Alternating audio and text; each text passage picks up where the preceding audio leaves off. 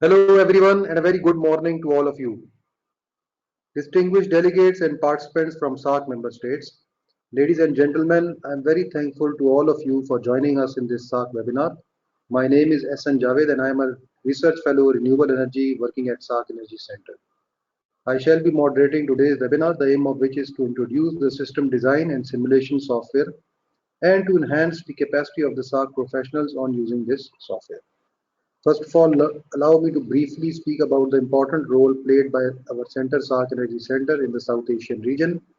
The center, being a regional institute and a technical arm for the SAARC organization on energy matters, has contributed tremendously through capacity building and regional cooperation of the member states.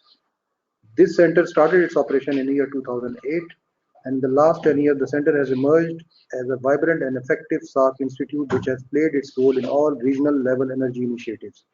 The center has to now carried out 100 plus interventions. The reports of all these interventions are available on SEC's website, free of cost to anyone interested. Ladies and gentlemen, globally there are many professional softwares for designing solar PV systems that allow the users to accurately analyze different configurations and to evaluate the results and identify the best possible solution. There are many software in the market which are extensively used by industry and researchers for designing simulation of solar PV systems. These software include extensive meteorological data for different cities and PV systems components databases, as well as general solar energy tools. These softwares are geared to meet the needs of architects, engineers, researchers, and are helpful for educational training. Ladies and gentlemen, we have already conducted one of the same webinar on 23rd April, and this is the second series of the second webinar in continuation of the first one. So in this webinar, among the many available software, Homer is one of the best and famous software used around the globe for solar PV system. The Homer team, we are very thankful to the head Peter and for Andy for agreeing to contribute with us in this webinar. Andy Cruz, who's the Vice President of Business Development in Homer Energy, I would like to introduce him. For nearly 30 years, Andy Cruz has been involved in international marketing, sales, development of certification, standards, and public policy. Andy was a co-founder of Southwest Wind Power, a startup small wind company that grew to be an internationally recognized brand within the clean energy industry. Southwest Wind Power sold more than 180,000 wind generators worldwide. Later, he joined Endurance Wind Power and established one of the first small wind leasing programs in the US. Just before joining Homer Energy, he worked as a consultant to a number of wind and solar companies in Europe, and he was awarded Exporter of the Year by the US Export Import Bank, and he received the President Award from the US Department of Commerce. The American Wind Energy Association awarded him Small Wind Person of the Year in 2009. So, ladies and gentlemen, you will have the opportunity to ask questions from Andy by typing your questions or clicking to the raised hand option into the attendees pane of the main window of GoToWebinar software. You may send in your questions at any time during the presentation. We will collect them and address them during the question answer session at the end of his presentation. So I am now giving the mic to Andy. So Andy, over to you for your presentation.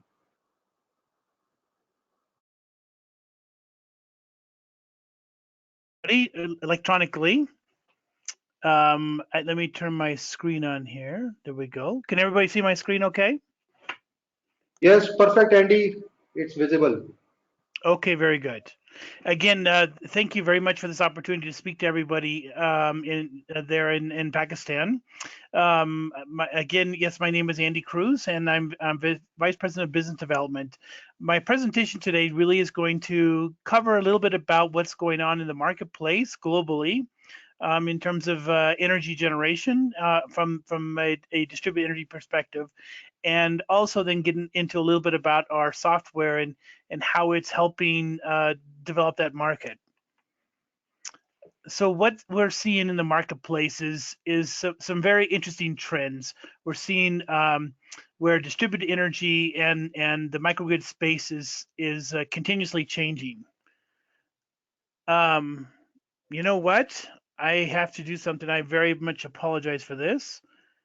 I was looking at that, and this is a slightly different presentation. That's almost starts the same here. So one moment, please. Okay, let me get this right. I really apologize for that. Uh,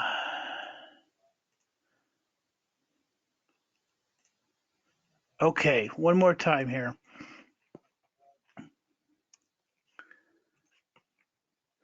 Okay, so what we're seeing in the world today, as was mentioned, I've been in this industry for about 30 years, and when I was first starting out in the industry, much of our electric grid received its energy from centralized power stations, and it's still quite popular that way around the world. But what we're seeing now is an evolution, an evolutionary change going from more centralized power stations to decentralized stations where electricity is generated not just in big power plants but also on tops of factory roofs and homes and office places around the world. And so it's really facilitating.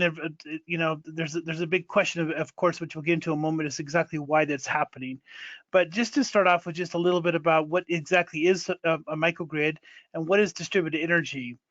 A microgrid is a system that produces energy autonomously for a given load in a specific area.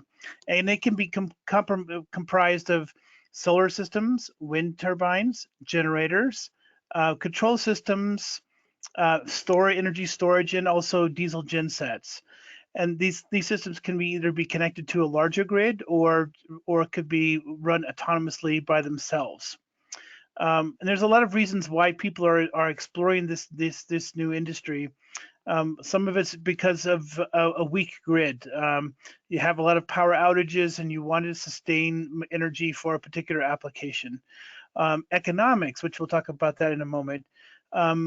Perhaps clean energy mandates that are stated by the government to help support the grid is another reason. And then also addressing things like peak demand. So in the summertime, when there's a lot of load on the grid because of air conditioning, people are deploying these microgrid systems to help reduce those demands. So a lot of applications where you'll see microgrids and so in there, as I mentioned, there's kind of two different markets within microgrids. There are telecom sites, remote homes, forward operating bases in military applications, villages and small communities, island nations, and mining operations are typically what we see in the off-grid microgrids. And in the past, before the evolution of more the modern day microgrid, a lot of what you saw is just a single generator or something like that was producing the power. Now what we're seeing, and it's more complex, but they're more cost effective and they're more reliable, is the use of these multiple technologies for that same application. And then of course, then there's on-grid microgrids, which are systems and it's designed in a very similar way, but they all have a connection to the main grid. And common applications for those are in hospitals, campuses, data centers, communities, factories and offices, hotels, and other applications like that, where again, where you get perhaps your primary power from the electric grid, but these systems will either supplement that system and also be there available when if and when the main grid goes down. So the big reason why this is all happening is more so because of the cost of renewables and the cost of energy storage. And since I was in this business in the late 80s, and the cost of one solar panel would run you about $12 US dollars per watt. And today the prices are around 60 cents a watt. So we've seen a significant decrease in the cost of solar. And likewise with wind, the first wind turbines would produce energy for 75, 80 cents a kilowatt hour. And nowadays they're as low as 3 to 4 cents a kilowatt hour. And so now what we're seeing is a new evolution, and that's in energy storage, largely driven by lithium batteries, which I'll talk a little bit about that in just a moment as well. And then other technologies like flow batteries and whatnot. In all these cases, we're seeing a significant decrease in the costs of these technologies as well. So looking at these technologies combined together with software and inverter technologies is really driving the desire to create these more distributed energy systems, because they can produce energy for the same price as what the grid charges, and in some cases even less than that. And so when we look into the future of this emerging market, of these emerging microgrids, all the experts are saying that this is expected to be a $35–40 billion industry within just the next few years. And we're pretty much on track. If anything, we're probably a little bit ahead of what a lot of what the experts say, largely because the cost of energy storage is falling faster than what we had predicted. And so what is occurring then through this whole process is a great deal, as I said earlier, a great deal of interest in microgrids around the world. This map that you see on the screen, each dot represents a microgrid model that has been run using our software around the world, and since just 2014. And so really, I guess you could say January 2015. And this just demonstrates the level of interest by people around the world in using microgrids. I also have even in Pakistan, there's been over 650 microgrids modeled in your country there. And so because of all this interest, because of the demand, or the cost of these technologies and how they're decreasing, we're seeing then major companies of every size, also development agencies like the IFC or the World Bank, they're all recognizing this is truly what the future is going to be. It's also partly driven by CO2 emissions and environmental issues as well, trying to reduce diesel fuel CO2 emissions from diesel fuel generators. But in the bigger picture, it's really just about the economics, which is really driving this. So these reasons together are really helping build that marketplace. But the big question comes about is when you look at a microgrid in today, there are a lot of different choices that are also evolving. As I mentioned, solar and wind and storage. But on top of that, there's already the already existing or already mature technology generators. But then there's also combined heat and power systems, small types of hydrokinetic, run-of-the-river kinetic systems, fuel cells, and even other emerging technologies are all coming into place. But when you have these choices, the question is which one or which group of them makes the most sense to deliver the energy in a particular location at the lowest cost of energy. And that's the biggest challenge. When you have a place, say, it's in northern Pakistan, and you've got a village there, and you're trying to figure out, well, I've got these choices. How do I know how much of what technology is going to give me the lowest cost of energy? And that's where our company Homer comes in, is it helps answer that by looking at the environment at that location and delivering the right combination of technologies. So the variables, of course, it depends on the available resource. Well, how much solar is on that location? What's the wind there? What's the temper variations there, because they have an impact on the performance of a battery? And then what kind of loads are there? How large is that load, and how much energy is being consumed, and when does it occur? Because they don't necessarily match up with the load with the available solar resource or the wind resource, for example. But then there's also what kind of maintenance has to take place in the equipment. Is there a grid or is there not a grid? Or is it a weak grid and it sometimes works and sometimes doesn't?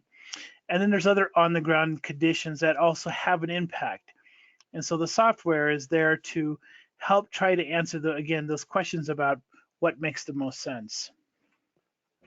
So Homer, what it stands for is a hybrid optimization of multiple energy resources. And what that is saying is that what we look at for is not just one technology, perhaps a solar panel on a roof and it works when the sun shines. It's when you start combining these technologies together, so hybrid, and it's trying to figure out what's the optimal mix of those technologies that makes the most sense in that location. It's a technology agnostic platform. It works with virtually any kind of distributed energy technology and helps you try to, again, answer those questions. Specifically, Homer Pro, it provides a very unbiased result for the questions that you're asking about that particular project. It simplifies the complex process of determining what's the lowest cost of energy. And and as I said, also it can model virtually any combination of these technologies. So just briefly how Homer works, and then we'll go into a model a little bit later and demonstrate the actual functionality of the software. You begin with a series of inputs in the software. You need the load profile, again, how much energy is being consumed and when is it being consumed. Or you can even simulate that as well. If you don't know what the exact number is, you can actually create that one yourself, and we have tools to help you do that. And then let's look at the site-specific resources. We have a database that covers the entire planet of what the solar resource is over the last 22 years, and what the wind resource is, and what the temperature is. So when you pick a location with our software, you'll see in a moment, we can tell you exactly what they are. So that location, where it is, it's in Baluchistan or another region that that has no reference other than just a GPS point. We can tell you what those resources are at that location. And then it's deciding which components make sense and which ones do not. Perhaps wind will work, perhaps it won't because there's not a wind resource. So it's selecting those right components to do that. And once you've actually put all the pieces together about what you think the project should look like and what the load is, then you run the analysis. And it happens in 3 different levels. The first one is just a simulation of the project. And then it goes through each time step and then looks at each simulation. And then the model will then optimize those simulations to come up with the right solution. And then on top of that, we have a third layer, which is a sensitivity analysis, which helps you analyze what we call what-if scenarios. What if diesel fuel prices go up by 20% next year? What if interest rates fall by 5% next year or 2 years from now? Homer helps analyze that and tells you what the impact potentially could be on your project if those things happened. So after you finished running the results, running the analysis, you end up with a set of results, which is what we call the combination of economics and engineering. First and foremost, the software is there to try to help understand that question about what's the least cost solution to your project. What can deliver you the lowest cost of energy for that particular location?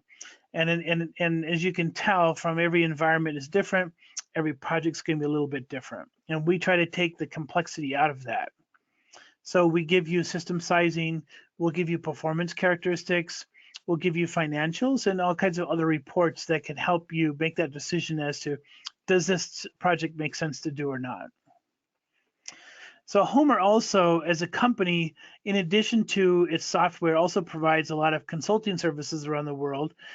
We work with a lot of governments and organizations to help deliver them information specific about the microgrid and the emerging DER market.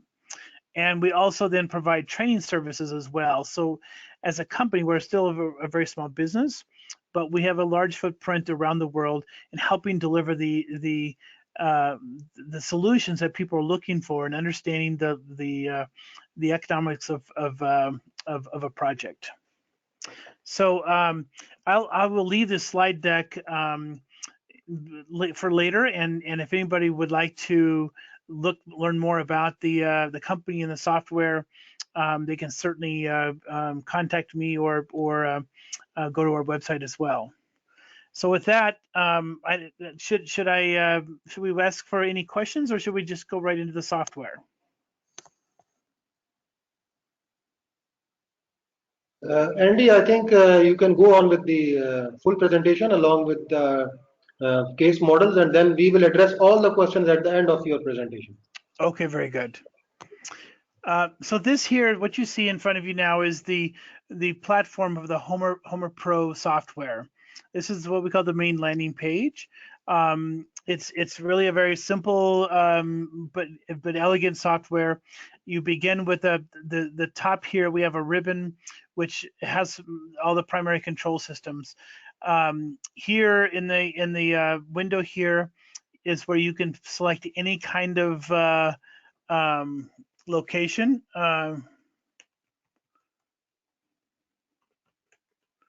Not sure if I spelled that right. There we go. So it will pick any location, and you can pick any spot. For example, right here, we could just drop a pin there and select a project. And there's a lot of different ways that you can view this as well. You can change the viewpoints to make it more accurate, but you put in an address or a GPS point here, and you select the location. You name the project.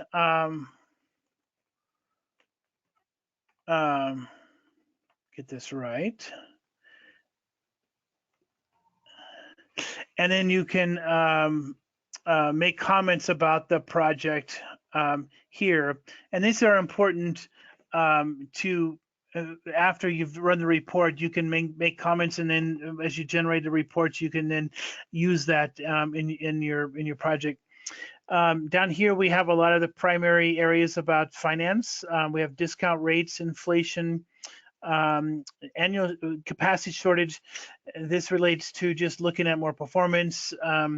If there's times that you can afford to have no energy because the peak is too high and it's too expensive, you can put what we call capacity shortages in there. And then project lifetime, which reflects, of course, trying to understand the economics of that, of all the components within that design. So you set those in the very beginning, and you just begin with going through each step of the process I just mentioned earlier. You begin then, first of all, with developing a load, and we have a lot of different ways that a load can be created. But for this, in this case, what we're going to do is sort of like a community load. With a peak month also in July, and it's going to quickly generate a synthesized load. And within this, you can make any kind of changes that you want. So if you have a community or a building or a factory or anything like that, it's all done exactly the same way. And from in here, you can make your adjustments to what that load might look like. And in some areas, I know some like communities, they have a festival in the middle of the week, or sometimes at the very end of the week, and you can make adjustments according to that. And so the next step, once you've developed and understand your load, then you start working on the components. And as I mentioned, we can model virtually any kind of component that is used in a distributed energy application. We'll start off with a generator, and the generators can be done in a lot of different ways. And for the sake of this presentation, we would use just an auto-sized generator, which means that Homer will decide what size generator you'll need based on that particular, on that particular load profile. And then, but at the same time, we also have, I'll show that in the next slide here. So you select that, and within the generator, there's a lot of different variations within it as well. If you're looking for like a type of fuel, and it's not diesel, well, we can select that, and so Homer would then reflect whatever type of fuel that you want the system to use. And same way with photovoltaics.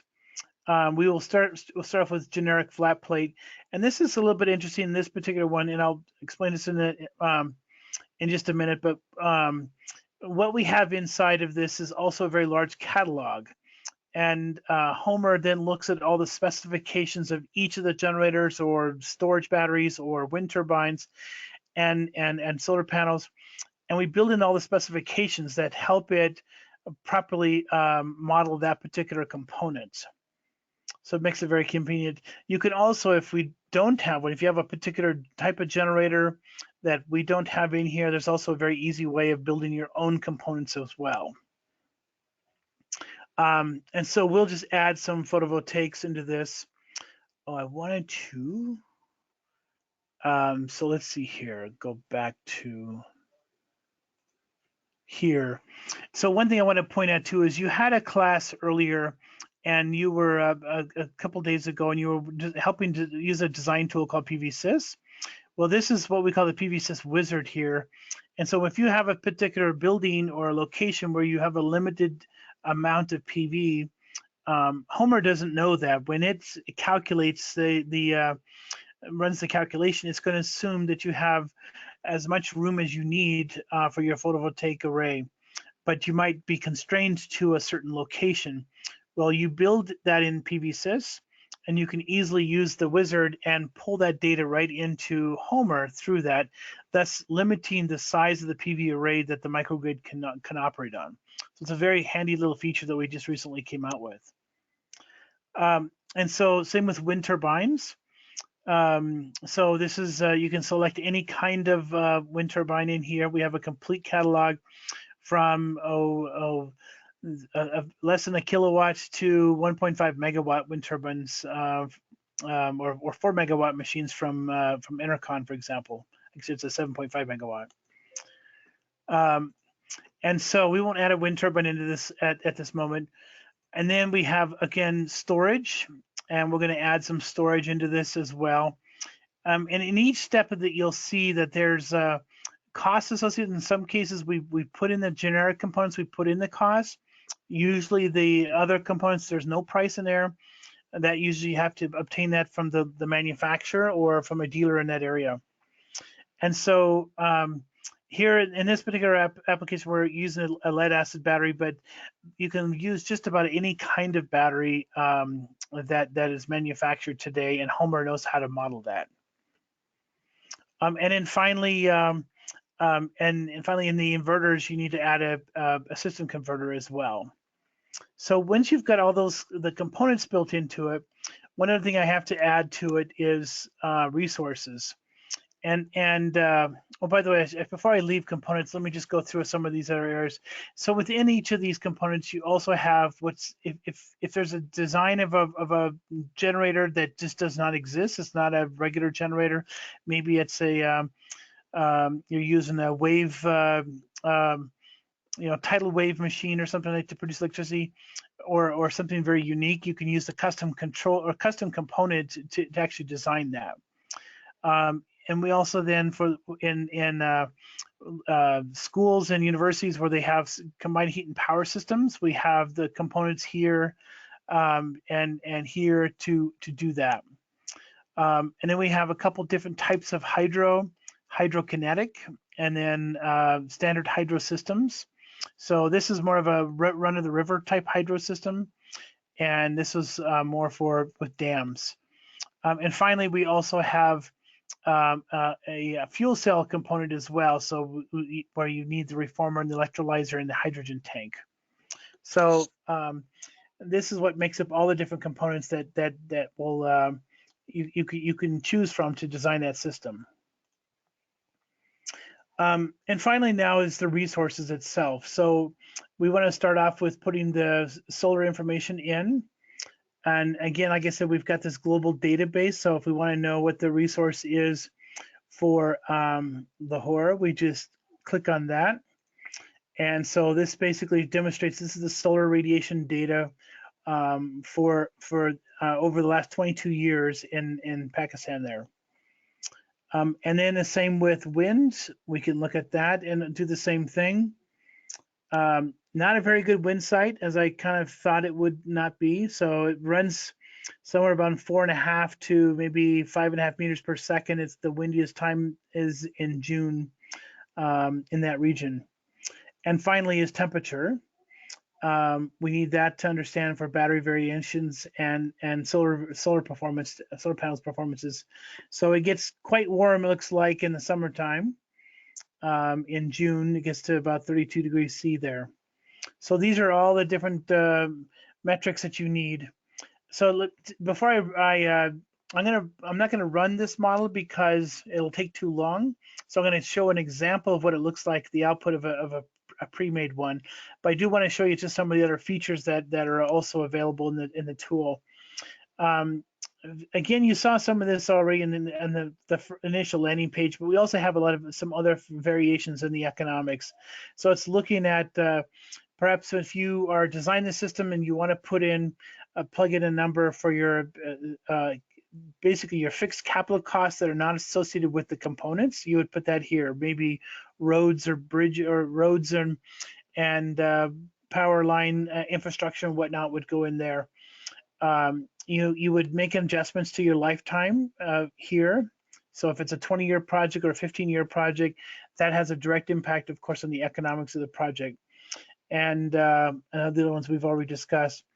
We can also build in certain types of constraints within the design as well to help limit the model in certain ways. If emissions is an issue, you're trying to reach a specific goal with the project in terms of CO2 emissions, we can make adjustments for that. And I want to get to multi-year. And this one here is another relatively new feature as well.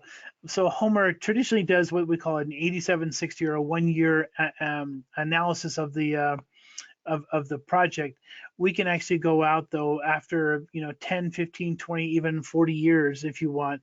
And what we're doing is we're taking into account the degradation of all the components within that design, when they need to be rebuilt, how many hours before rebuild. So we take into account all of those costs associated with that. So you're not looking at just how does this look after the first year, but how does this look after year 22 or year 25? So it's a very valuable tool to help look at the long-term analysis of the project. So this is, again, it's a very, very handy tool and a very easy tool to really, to get to understand and how to use. So I want to go now to this one here. So it'll take a moment for this to open up. But also what we've done is we've put together a bunch of samples in the back of the software.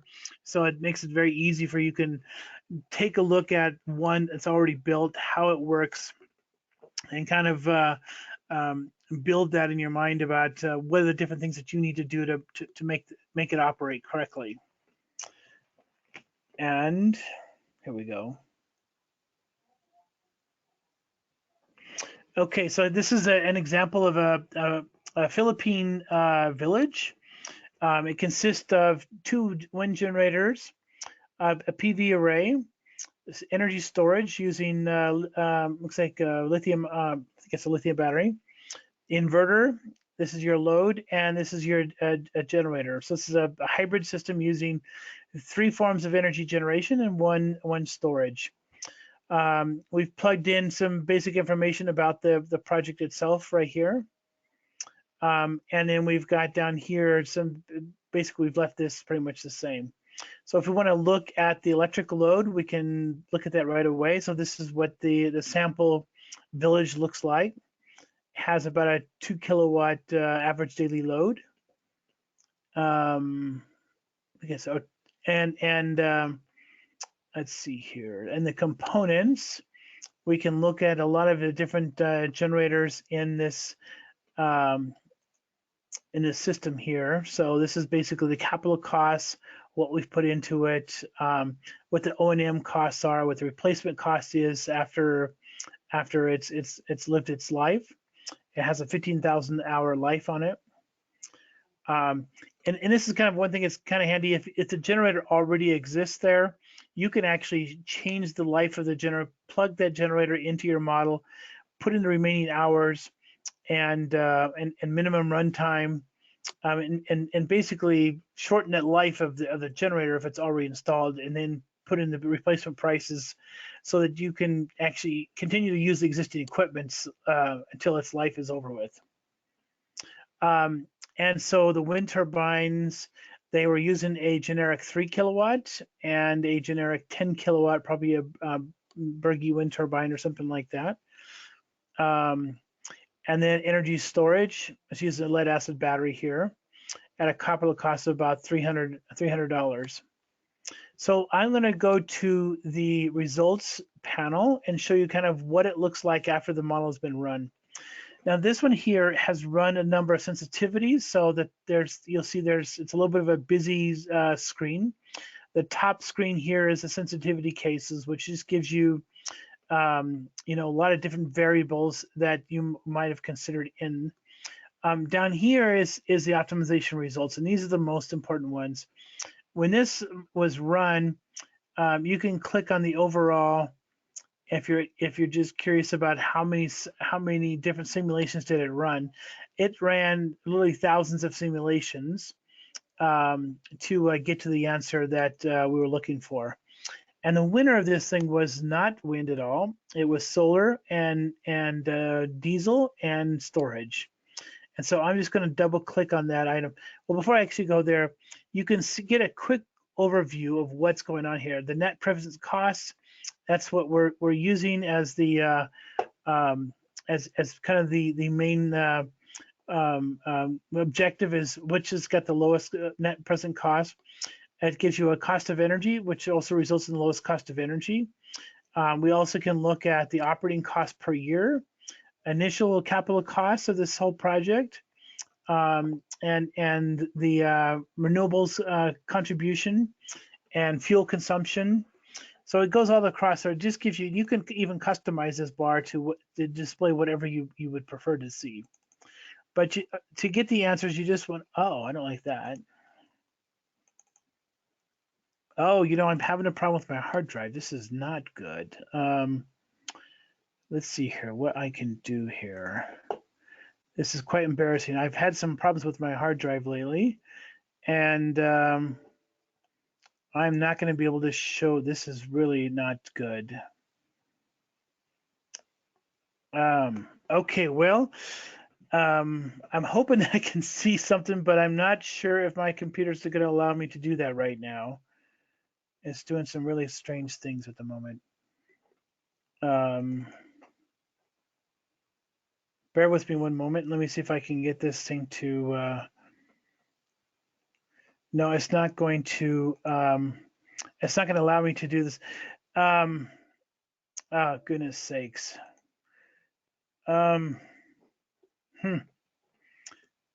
I sincerely apologize. I'm not going to be able to show the what the model output looks like, because I've been running into some problems with my hard drive is having some problems here. So maybe I can turn off a few things here, and that might help a little bit. Let's see here. Without losing you.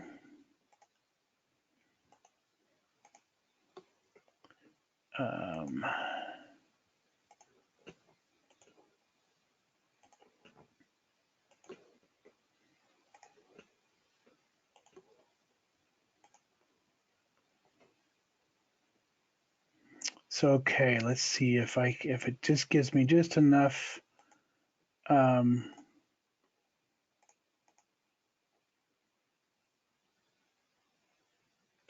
Good. I'm so glutinous. Okay, so when you double click on this item here, it's going to give you the answers to the end results, and it's going to give you a very detailed analysis of exactly what the project looks like. You can begin with the cost summary, and you can look at this in a couple different ways. So you can look at the cost of each of the components within the design. The diesel genset costing the most, of course, which includes the fuel costs as well. And you can look at this in a couple different ways as well. Let's see here. By cost type or by component. So we're looking at capital costs, operating costs, or you can look at each individual component. Up above here, and you can look across. We have a couple of different ways to look at this. This is the cash flow, or you can either look at it as a table or as a bar chart. And this is looking at year by year how much money is being invested. So the year one, of course, has the greatest investment, and then these are the operating costs throughout the each year after that. If you want to look at comparing the economics, so when we compare economics in a situation like this, an off-grid system, what we're comparing to is just a diesel genset only. So if you did nothing else out there but put a diesel generator, it has a significantly higher operating cost. And if you use the recommended design, this system would pay for itself in about 5.7 years. So it's a pretty reasonable payback period to invest in the solar and storage as compared to just the diesel only.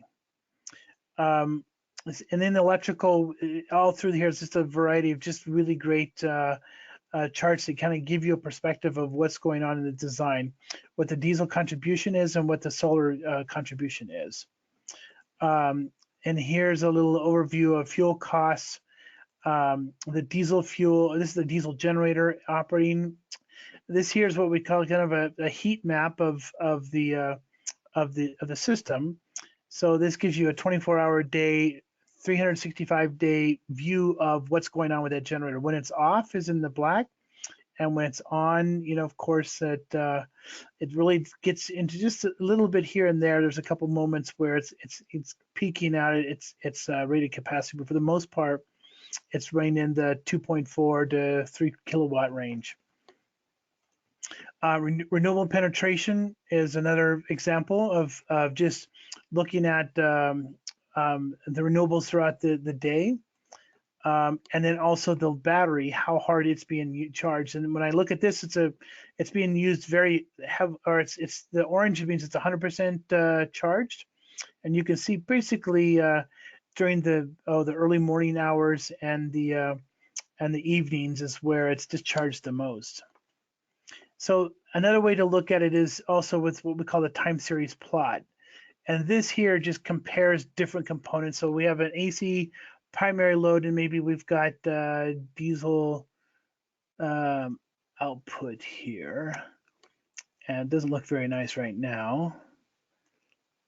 But if we break it down here, we can look at exactly what's going on through this design. So we have an AC primary load, a DC power, and then maybe we got some PV output power on top of that.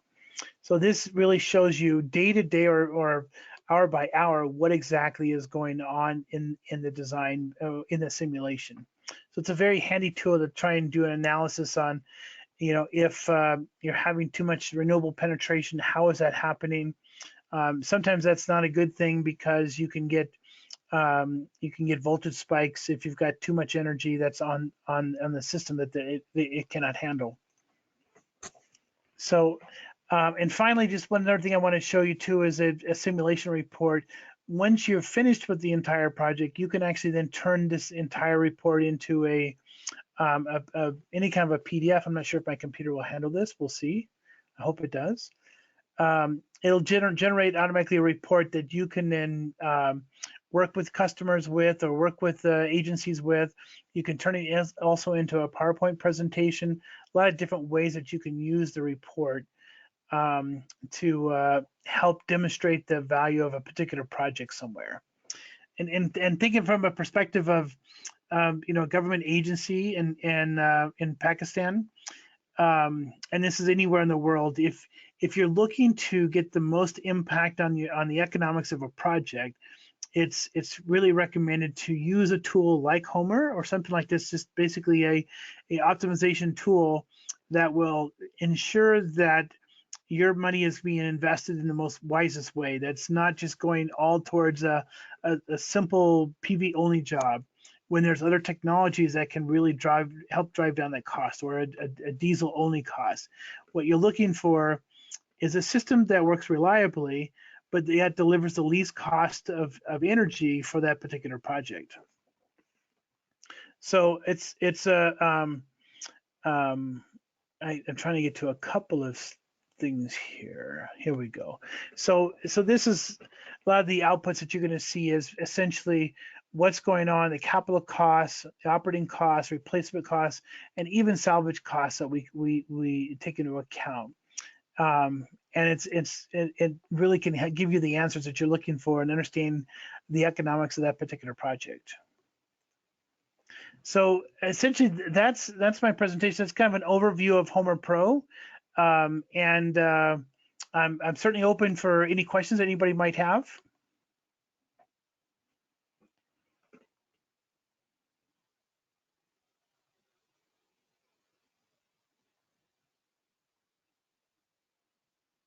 Andy, yes, thank you very much.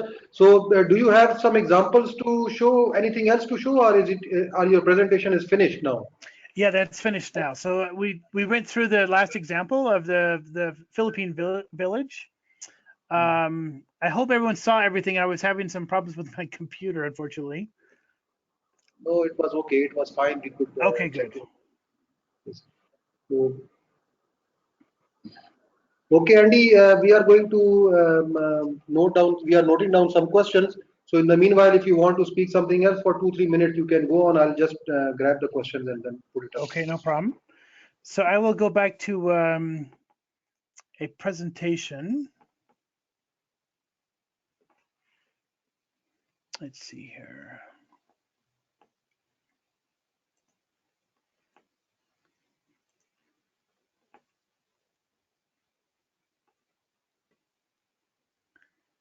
I can get to.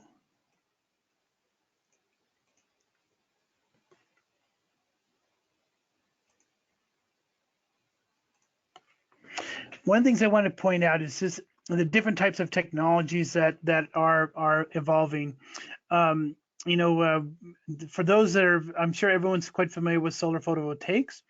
In solar specifically, comes a lot of different variations. The three most important ones that we see today, and probably the most reliable, are monocrystalline, polycrystalline, and thin film. When you are looking at those designs, it's important that these technologies have some kind of a certification provided to them, usually by an independent laboratory. And has to be like an IEC certification or a UL certification based in the United States, or a CSA if it's in Canada. These are specific types. Some people will say they're CE certified. Well, that really isn't a certification. So it's really important to understand that. Likewise with wind generators. Wind generators of smaller scale, certainly the ones that I've once manufactured many of, they've fallen out of favor for the most part because the cost of solar has gotten so cheap. But there are also some really good wind turbines out there, even in the small scale systems. Some of the biggest advancements in wind technology lately have been in the length of the blade, and so advanced fiber materials for the blades have gotten to the point where you can actually design very effective long blades, which are designed to capture more energy in lower winds. Generators and control systems. So generators, of course, have been around for a very long time. We actually work and partner with a lot of generator companies because they also see their world is changing very rapidly because of this emerging distributed energy market. And so they're working with us to work with these other companies to combine their gen sets together. And they use a lot of what we call a microgrid controller, which is looking at this is largely a software technology. There are some hardware is also built into it, but it's largely software, which is there to actually look at these technologies, looks at the load, and it helps make a decision as what's the most cost-effective technology to use at that given moment. Sometimes you have both of them available, and so it's going to pick which one makes the most sense. And probably some of the greatest changes I'm seeing these days is really here in energy storage. You know, just 10 years ago, lead acid was kind of the way to go. It was and it still really has a lot of potential. But we're seeing a lot of changes emerging in the lithium ion world. lithium was originally designed to help make batteries lighter. Everyone probably there in the room has a lithium ion battery in their cell phone or in their laptop. 10 years ago, your laptops weighed, 3 or 4, 1 or 2 more kilos more than they do today because of the lead acid technology. We're also seeing a lot of other areas within batteries changing too. So there's a lot of flow type batteries, which are designed for very large storage systems, as well as I'm trying to think of some of these hot sulfur batteries as well. I was in Dusseldorf a few weeks ago, learning a lot about these more unusual battery technologies, but also have a lot of merit as well. So there's just an immense amount of technologies that are at our fingertips, and a lot of these things are becoming very reliable. But it is really important that specifications need to have certifications on them, need to be, as I'm sure you know, that reputable organizations that help build those. Too often these things are built and people forget about them, and the company goes out and the whole project is lost. So I can't stress enough about this is an exciting time, but at the same time, you have to really pay attention to the details. Thank you very much, Andy. So we have gathered out few couple of questions from our participants. So the first question to us is a bit out of context from the Homer perspective, but you as an expert on the energy projects, how do you see the battery storage role in next 2 to 3 years? It's a very good question, and we've been predicting so there's two things that are going to happen. One is the technology there's two primary markets, right? There's what we call stationary batteries and vehicle transportation batteries. They're not that different overall, the batteries, but the vehicle market is really what's driving the falling prices in storage. What we saw was a race as lithium evolved. We saw a race to build very large factories. It started with Tesla in America, building what they call the Gigafactory. But then China, of course, quickly jumped in there with companies like BYD and Foxconn, which is the company that makes the Apple phones, and a number of others that are really creating so much capacity on the market that we could literally see another falling of another war, similar to the way we saw with photovoltaics in the mid 2005 to 2008, where we saw solar panels drop from $3 a watt to less than $1 a watt within about 5 years. So what we see is a continuation of that.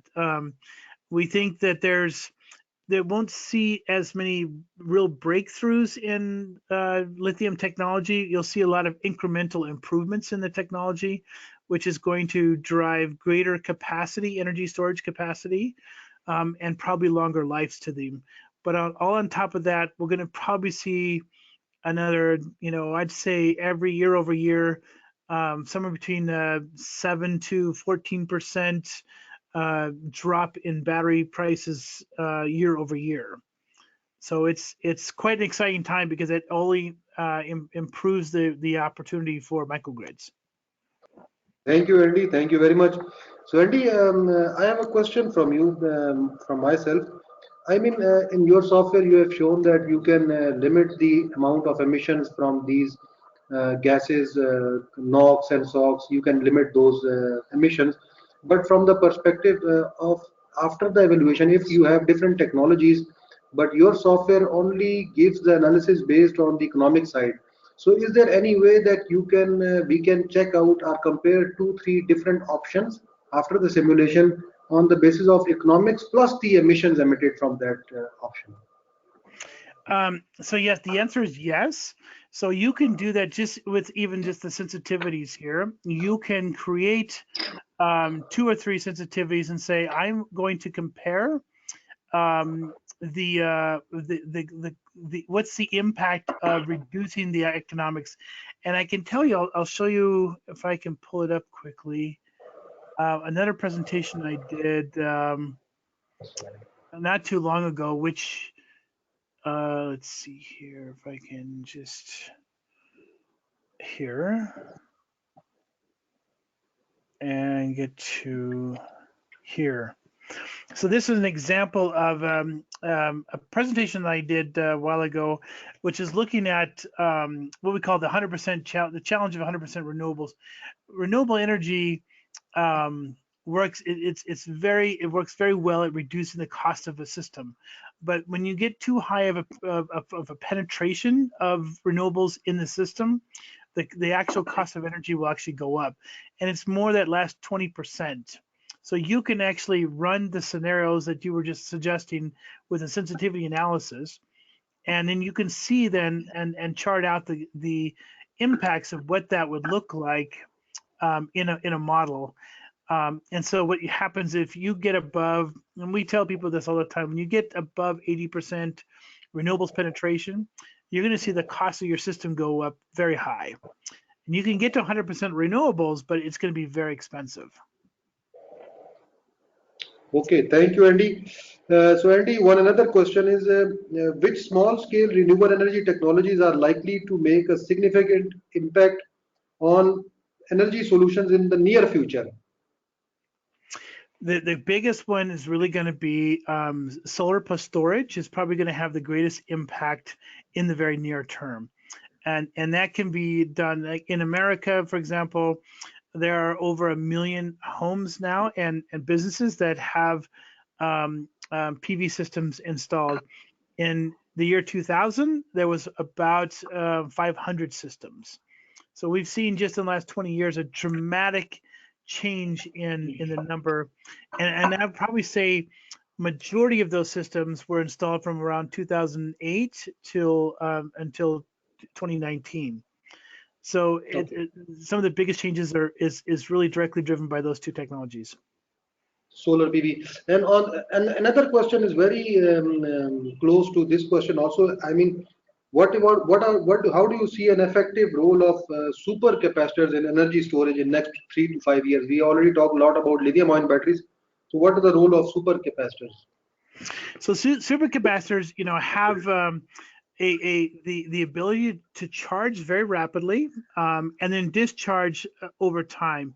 They're not so effective on as a battery. I know that Tesla has been doing a lot of research in that area. They're trying to enhance that. The beautiful thing about it again is that you can charge a super capacitor extremely very, very quickly. I mean, it's also challenging because if you have too big of a capacitor, you've got to also take into account the where the energy comes from as well. But it's I don't see it taking a very big role at this point in time, largely because just the cost of, again, it goes all back to economics. You can build certain supercapacitors to do certain things, but long term, I just don't see that there's going to be a significant marketplace in terms of them replacing batteries or something like that. Okay, thank you, Andy. Since your main expertise is in the micro wind turbines, so we also have a similar question related to this technology. The operation and maintenance issues in the villages which are far flung from the main grid, and what are the general problems or issues, and how does the software take care of these issues? Do you have any idea on that? Yes, so the Homer software does not.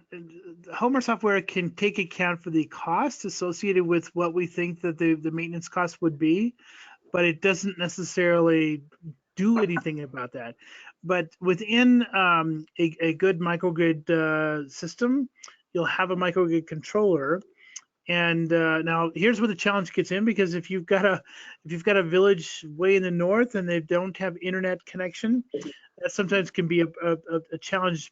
There are other ways of getting the information out of a location, using even satellite communications, because it doesn't take a lot. But generally in my experience in my past, What we did oftentimes, and this is it works and it sometimes doesn't work. It's training the local person or a couple of people within that village and part of their job, and they get paid for it through the utility of through the investment, is to help do the maintenance on that. Now, the challenge that I see is that when people learn about doing things like this, they often want to go to the city because they can make more money. So it's that can be sometimes of a challenge. But a lot of these technologies nowadays are very advanced. They have sensors all over the systems. They're looking at energy consumption. They're looking at battery charge cycles. They can even look at the cell level at the PV array, and then signals back to the main station, if you will, that can say, okay, there's a problem with this. It's not a problem right now, but we predict within 6 months it's going to be a problem, and that someone should go there and replace a part. But there's a lot of really great products and companies out there that are developing these controllers that can do everything from collect revenue from the consumers in these areas to keeping an eye on the operational operations of that facility. Okay, thank you, Andy. So, Andy, another question is you mentioned a lot about the sensitivity analysis of this Homer software. So, I have a question. You talked about the in the sensitivity analysis, if we can put some numbers, like for example, diesel prices go higher, maybe 30% if they go higher than the current prices in next 5 to 6 years. How does the software? You didn't show that aspect too much. I would like to you to answer that one. Secondly, with the reduced prices of solar PV and wind generators, and if their operation and maintenance costs are also reducing with time, so can we put this into the sensitivity analysis just to make renewables more attractive comparable to the diesel one? Okay, so Homer calculates that automatically, so you don't have to account for. So we look at the initial investment of the component, and then we depreciate it over time. So there's the initial capital costs, and then throughout the life of its design, we take account for the lowering operating costs. So when it gets to zero, it still has life in there. Then it's reflected in the actual cost of the system. So we do that already. But when it comes to the sensitivities, everywhere through the software, you see these little circles with this little brackets.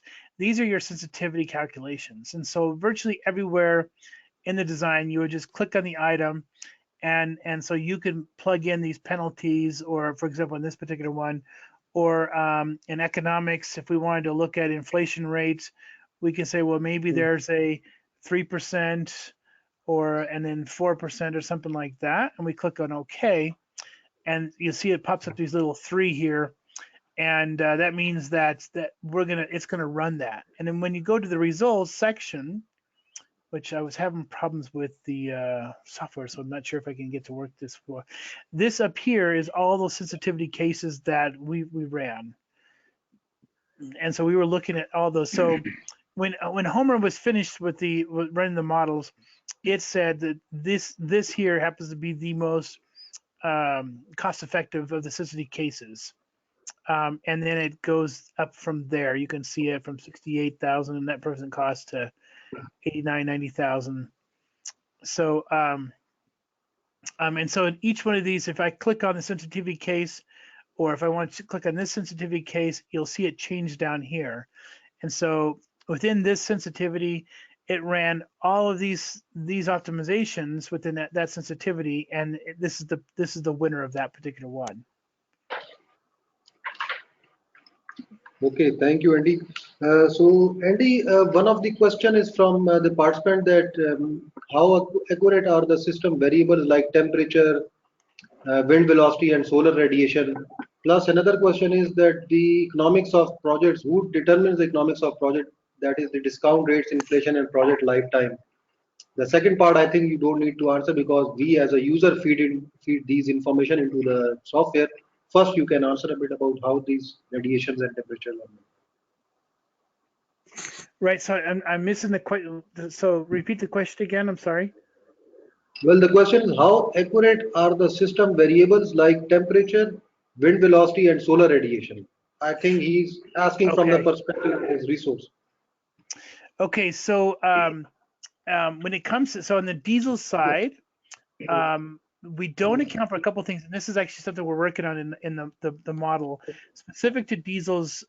They will have a difference in operating temperature based on the ambient temperature and also elevation. And currently, the only way we can make those adjustments is by manually adjusting those. So we have a kind of a workaround, but we have a new version coming out relatively soon where we will account for elevation variations and also temperature. So when you look at a generator right now, let me go to components and generator. Um, so right now, what we look at is you can adjust a fuel curve based on and change this based on elevation. It's not the right way to do it, I think, and so you'll see that actually change quite soon. But there's a lot of different ways that you could make adjustments here. If you have specific types of maintenance, or if you have a maintenance schedule that you need to set up for the generator to come on at certain times, we can account for that. Um, we can account for then customizing the emissions on it. If it's a biogas generator, we can also do that. We can change the design around. And of course, I mentioned earlier, we can change the fuel types. Here, this here has a very Yes, yes. low. I'm sorry. Please go ahead. Go ahead. Keep. Okay, so in here, for example, we have three sensitivities set up for fuel types. So we've set 25 cents, 75, and a $1.25 liter. I wish we could spend. I wish diesel fuel was 25 cents a liter. That would be nice. But so all through here, there's a lot of different functionalities. Lifetime, minimum runtime. We also have capacity. I'm trying to think where it is here. Operational capacity has to be a certain. Oh, here it is. Minimum load ratio is what that's called, so that you can make sure you protect the generator from wet stacking and whatnot. I hope I answered that correctly. Yes, okay. Thank you. Thank you, Andy. It was okay. So, one question from the Afghanistan. There is one delegate from there. He has asked a question that is this software available for Afghanistan? Plus, in the Homer software, how long will the free version work? And is there any training for Afghanistan or SAARC region? I mean, do your company provides any training kind of a thing? Yes. So we so I missed the first question. It's available how? Is it available for Afghanistan? Does your software takes care of the Afghanistan data, Afghanistan project? Um, I believe that, yeah, the answer is yes to that. Well, one thing I do want to demonstrate too is on economics and currency. We can also set the currency. So if you prefer not to figure it out in dollars, you can figure it out in the Pakistani rupee, for example. And Okay. so it'll work in any currency as well. So I want to bring that up. There it goes. It took a minute for it to catch in there.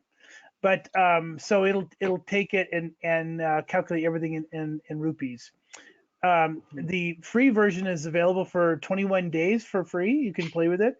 If you need a little bit more time to try it out, just have to write to me directly, and then I can make some adjustments to your trial.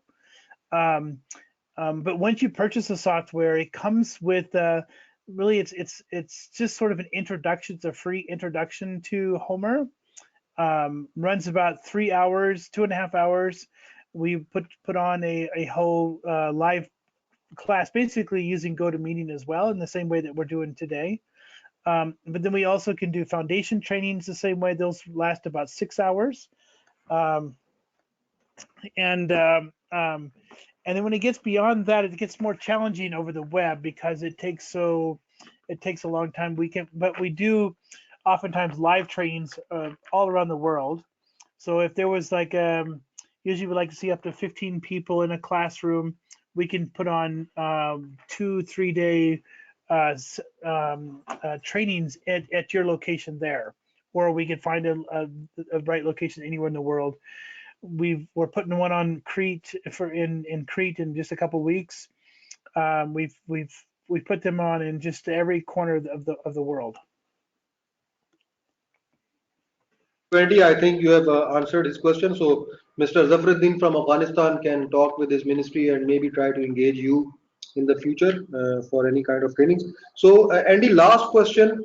In your experience, which are the main challenges to the use of microgrids in South Asia region or other developing countries? Are these challenges technical or financial? I would say the biggest challenge is financial. A lot of the technology is working very soundly. We've been designing and building microgrids for many, many years. And so the equipment working together in harmony, a lot of that has been fully vetted out. The bigger challenge comes down to the financial side, and not so much the financial side from just the condition of the country, but when a financial organization wants to look at the risk, they have to do what's called a risk assessment of the project. And so they look at each component. When it's just a solar system and perhaps some batteries, it's relatively easy to do because it's just two technologies, or maybe three with the inverter. But when you start combining multiple other technologies to the challenges are greater, and trying to understand, well, who pays for, the system goes down if, one technology or another fails within the overall design. So a lot of that's being worked out and discussed, but it's just part of the process of as this world evolves into where it seems to be going. And so the other problem that I've seen in Southeast Asia is sometimes people will under design systems. They maybe won't use a diesel generator. They might just use solar and storage, and it limits the amount of energy that the user can use. And that's not how these things should be designed. They should be designed in such a way that it provides functionality for them. So more than just some lights, for example. Because as soon as people, in my experience in traveling all over Asia and Africa, the biggest challenge that comes out is when people they get electricity in their home, and then they want, all of a sudden, they want a television, and then all of a sudden they want a refrigerator and a couple ceiling fans or something, and so that adds to the load, and that's what cripples the system if they're not designed correctly. Thank you very much, Andy. So with this, we don't have any more questions. So with this, I may like to conclude our webinar. Thank you everyone for attending today's session of the webinar. We have listened to an excellent presentation delivered by Andy from Homer Energy Company. The recording of this webinar will be available on SAARC Energy Center's YouTube channel very shortly. We would love to hear from you any suggestions and comments for further improvement, plus any suggested topics of your interest on which you want us to arrange future webinars. We would gladly do that. So we are also very thankful to Andy and his company for joining us in this webinar, and to introducing the webinar with introducing his software with the participants. And with me signing out, thank you again for joining us today. Have a nice day and bye bye. Okay, thank you. Bye bye. Thank you. Bye bye.